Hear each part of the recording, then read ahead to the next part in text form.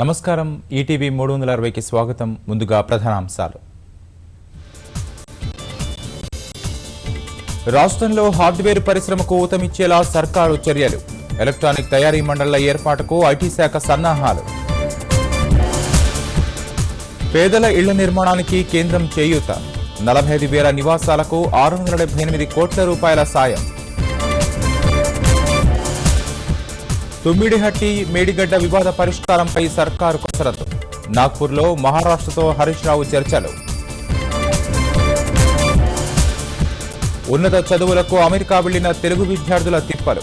14 మంది వెనక్కి, సుష్మాతో చర్చిస్తామన్న అశోక్ గజపతి.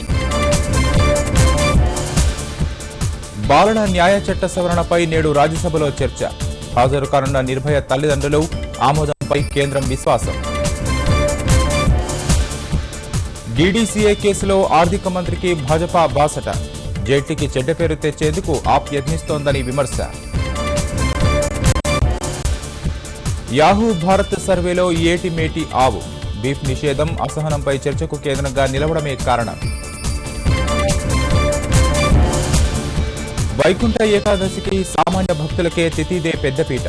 రికార్డు స్థాయిలో 90,000 మంది తిరుమలేశుడి దర్శనం.